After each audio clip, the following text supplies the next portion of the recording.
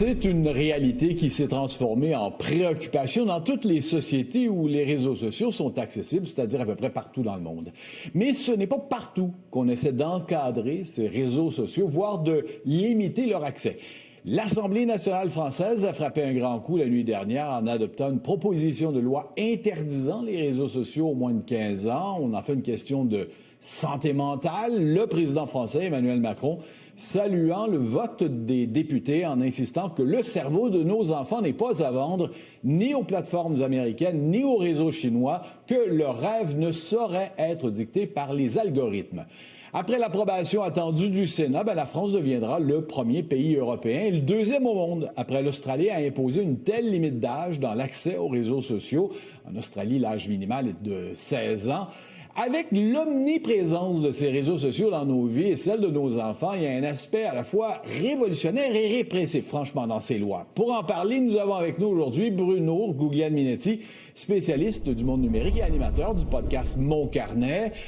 Bruno, d'entrée de jeu, commençons avec les constats. Les études scientifiques se multiplient sur le sujet. L'Agence française de sécurité sanitaire a déclenché une alerte au début du mois affirmant que les réseaux comme TikTok, comme Snapchat, Instagram nuisent gravement à la santé mentale des adolescents. On n'a pratiquement plus de doute sur cet impact.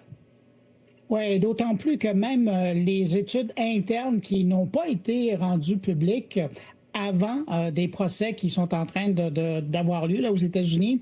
Même les études internes parlaient d'un système qui créait la dépendance, qui pouvait être difficile pour le cerveau d'un jeune, cerveau qui est toujours en mutation, là, qui est en train de se faire. Et donc, à partir de là, puis les spécialistes de l'extérieur, les psychologues indépendants qui ont étudié le cas, tous sont d'accord sur l'impact que les réseaux sociaux ont sur l'identité des jeunes, sur leur comportement et sur leur vision d'eux-mêmes. Tu dis, Bruno, les jeunes, 15 ans en France, 16 ans en Australie, il me semble que c'est pas si jeune que ça, cette dépendance, cette façon d'être absorbé par les médias sociaux, ça commence plus jeune encore, non? Oui, effectivement. Sauf que officiellement, normalement, quand on est âgé de 13 ans et moins, officiellement, on n'a pas accès à ces réseaux-là, sauf qu'on le sait que maintenant, à partir de 8 ans, 9 ans, 10 ans, il y a des jeunes qui vont se promener sur Instagram, sur Facebook, sur TikTok, que ça soit avec leur grand frère, leur grande sœur, leurs parents, ou sinon tout seul, à partir d'une tablette ou d'un téléphone auquel ils ont accès. Et donc, ça, oui, effectivement, Richard, tu as raison, ça commence très tôt. Sauf que quand on parle des adolescents jusqu'à 15 ans en France et 16 ans en Australie, là, on est dans une période où là, le jeune se retrouve légalement, en tout cas jusqu'à maintenant, légalement pouvait se balader sur les réseaux sociaux tout seul. Et c'est là où, quand il est seul avec l'appareil et qu'il a affronté le contenu qui est proposé là-dessus, avec une approche très addictive, qui crée la dépendance, parce que maintenant, ces réseaux-là se défilent sans fin. Et donc, il y a énormément de propositions qui lui sont faites et il n'a peut-être pas les outils pour tout décoder ça. Et toutes ces propositions-là, ça devient carrément très complexe. Techniquement, on s'y prend comment? Je veux dire, c'est une question que je pouvais t'adresser lorsque les Australiens ont lancé leur propre expérience. Est-ce qu'on peut déjà en tirer des leçons? En d'autres mots, Bruno, comment ça va marcher? Jusqu'à maintenant, ce qu'on connaît de l'expérience australienne, c'est que d'une part, on a réussi à enlever des centaines de milliers de comptes qui étaient déjà existants. On a été capable de freiner l'arrivée de nouveaux comptes et normalement, on dit qu'on a été capable aussi d'arrêter, d'empêcher les jeunes. De l'autre côté, ce qui est intéressant, c'est quand on demande aux jeunes Australiens comment ils vivent ça, eux se disent que finalement, ils sont pas plus mal et que peut-être qu'ils sont en train de retrouver du temps. Alors, il faudra voir à long terme ce que ça veut dire sur la santé mentale des jeunes, mais en Australie, là, aujourd'hui, on peut dire que pour le moment, ça se passe bien.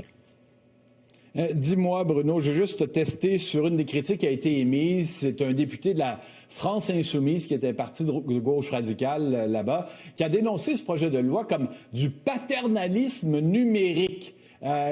Comment effectivement faire en sorte que tu protèges un certain aspect de la vie privée, tout en protégeant la santé mentale des jeunes? Tu vois un peu le débat? Ouais. Ben, c'est l'enjeu. Hein. Systématiquement, quand on commence à encadrer l'utilisation des réseaux sociaux pour une partie de la population, même si elle n'a pas encore le droit de vote, là, ça fait qu'on fait, en guillemets, de l'obstruction à l'accès à de l'information. Ouais. Et la France insoumise, ben, ils ont quand même une certaine sympathie de la part des plus jeunes. Alors, même s'ils n'ont pas le droit de vote, alors c'est sûr que ça ne fait pas nécessairement leur affaire de voir ces jeunes-là là, être mis de côté. Avant de passer à un autre sujet rapidement, Bruno, juste évoquer, est-ce que tu entends dans tes réseaux à toi qu'au Québec, on flirte avec un projet de loi pareil? Bien, c'est intéressant que tu poses la question parce que l'an dernier, il y a eu le dépôt d'un rapport d'une commission parlementaire de l'Assemblée nationale où il y a des députés qui ont fait le tour du Québec pour parler à des enseignants, des spécialistes de la santé, à des jeunes et ils avaient proposé justement qu'il y ait un encadrement de l'utilisation et de l'âge de l'accès. C'est sur la table. Là, on le sait, il y a une campagne électorale qui s'en vient. Alors, probablement que ça deviendra pas une loi d'ici là, sauf que ça sera peut-être un enjeu. En terminant, Bruno, parle-moi de ce procès qui débute. En fait, c'est le premier grand procès contre les géants des réseaux sociaux, justement, accusés d'avoir conçu leur application pour rendre les jeunes utilisateurs dépendants, d'être finalement responsables de ce que, donc on en parle, certains qualifient de dépendance des adolescents aux applications. Qu'est-ce qu'on attend de cet immense procès contre, franchement, les géants de la technologie moderne?